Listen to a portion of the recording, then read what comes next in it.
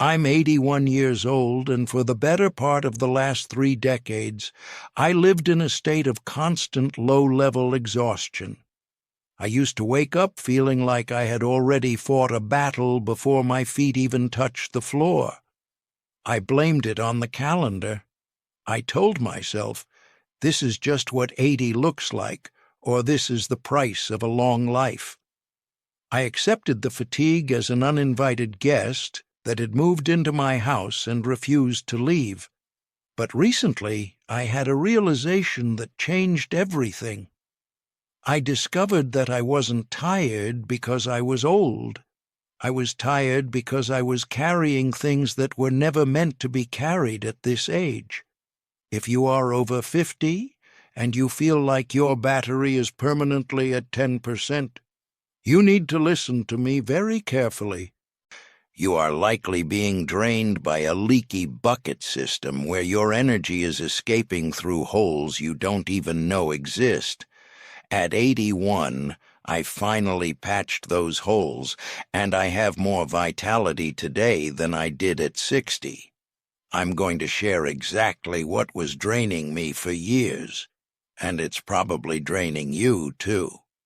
The first hole in my bucket was what I call decisional debt. Most of us are walking around with 1,000 open loops in our minds. We have things we meant to say, projects we meant to start, and clutter we meant to clear. Every unfinished task in your life is a tiny parasitic drain on your mental energy. Think about that for a second. Your brain is like a super computer, and you have too many programs running in the background. At 81, I realized that my fatigue wasn't physical. It was the weight of someday. I spent years saying, "I'll get to that later," not realizing that later was a debt I was paying interest on every single day. I had to learn the brutal art of the no and the done. I started closing those loops, either finishing the task or deciding once and for all that it would never be finished. I threw away the clutter in my garage, I settled old arguments, and I forgave myself for the things I'll never get to.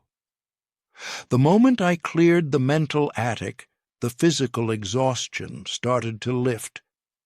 You cannot run a modern engine with the baggage of 40 years ago dragging behind you, but here is the part that surprises most men, something that hits deeper than any physical ailment. I realized that I was being drained by emotional vampires in my own social circle. As we age, we tend to hold on to people out of habit or a sense of duty. I had friends and acquaintances who did nothing but complain, relive old grievances, or dump their anxieties onto me. I thought I was being a good man by listening. In reality, I was allowing my limited energy to be harvested by people who didn't want to get better. They just wanted an audience. From my observation at 81, your social circle should be an oxygen tank, not an exhaust pipe. I had to make the difficult choice to distance myself from the drainers. It felt cold at first, but the surge in my daily energy was undeniable. You cannot afford to spend your 80s or your 50s refueling people who have a hole in their own tanks. Surround yourself with those who challenge you, laugh with you, and look forward, not just backward. That friction-free environment is where your energy returns. If a friendship feels like a chore, it's a drain. Stop paying that tax. And then there is the silent inflammatory trap. For years I ate what I thought was a standard healthy diet, but at 81 I discovered that my body had become highly sensitive to things it used to handle just fine. I was eating foods that were causing internal friction, low-level inflammation that my body had to fight 24 hours a day.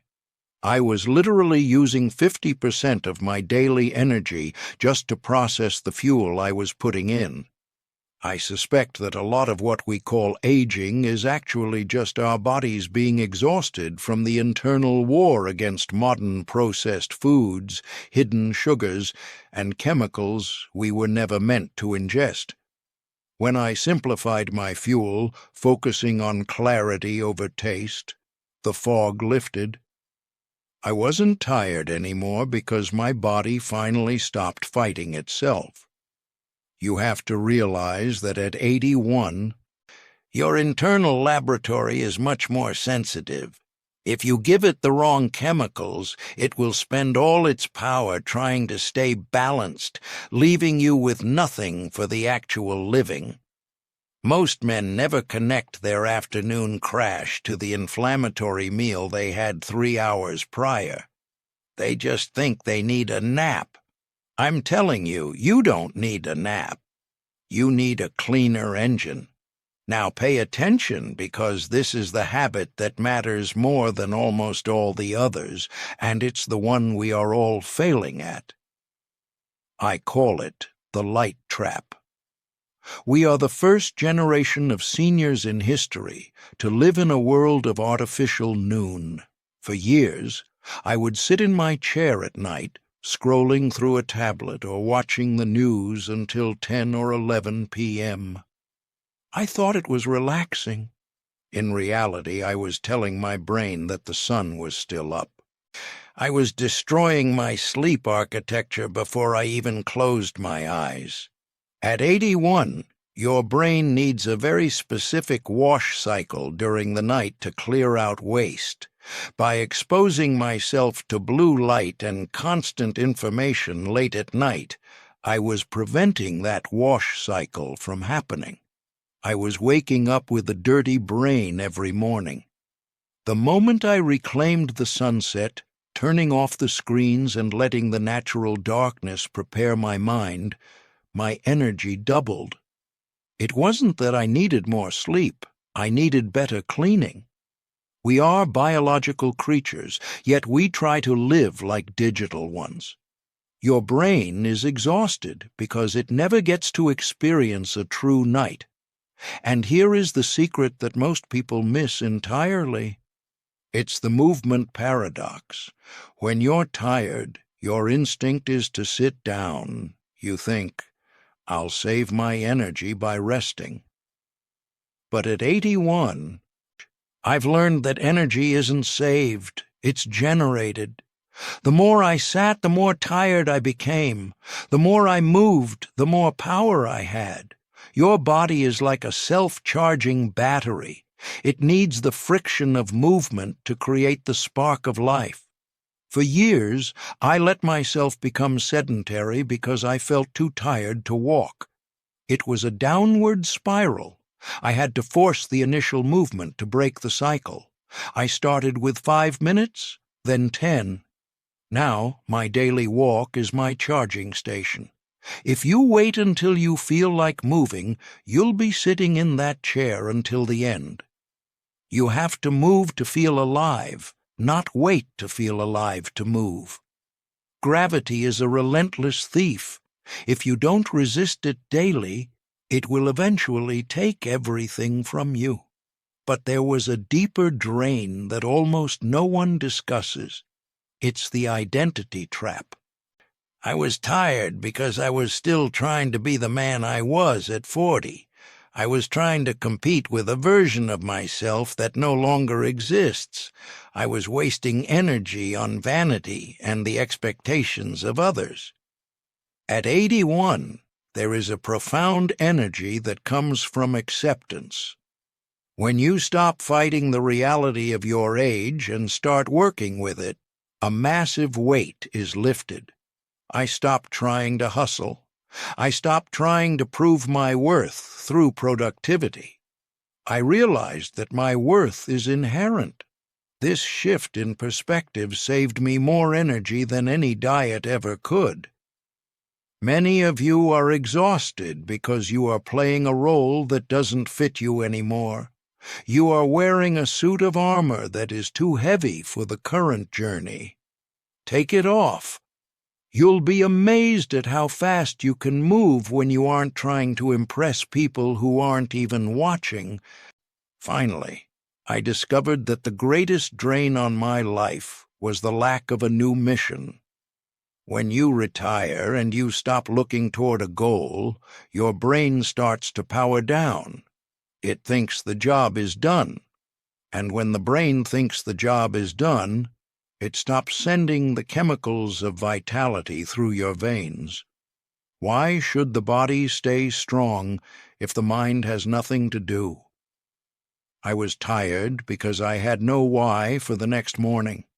Finding this mission, this channel, this connection with you, gave my brain a reason to keep the lights on. Purpose is the ultimate anti-fatigue medication. It overrides the aches and the pains. It gives you a second wind that can last for decades. If you don't have a project that scares you a little bit, or a goal that makes you want to jump out of bed, then, of course, you're tired. You're bored. And at 81, boredom is much more exhausting than hard work. You aren't old. You're just uninspired. I am 81 years old. I finally understand why I was tired, and it wasn't the years. It was the weight. It was the junk in my diet, the junk in my schedule, the junk in my social circle, and the junk in my mind. Once I cleared the deck, I found the man I thought I had lost 20 years ago. I found a version of myself that is leaner, faster, and more focused. You don't have to be a victim of the calendar. You don't have to accept a life of fading out into the gray. Patch the holes in your bucket, clear your mental debt, protect your sleep like it's a sacred ritual. And for heaven's sake, find a mission that makes your heart beat a little faster. I don't know how many more sunrises I have left, but I know I'm going to meet every single one of them with my eyes wide open and my tank full. I've stopped looking at the end of the road and started looking at the quality of the step I'm taking right now. And right now, I feel powerful. If this message reached you, if it made you realize that your fatigue might be a choice rather than a destiny, then stay with me. This is a journey of reclaiming what the world says you should have already lost. But I want to hear from you. I want to know where your energy is going. If you had to name just one drain in your life right now, is it a person, a habit, or a lack of purpose? Which one of those is stealing your fire? Tell me in the comments. I read every single word, and I want to see you in the arena with me. Stay sharp, stay energized, and above all, take care of your soul.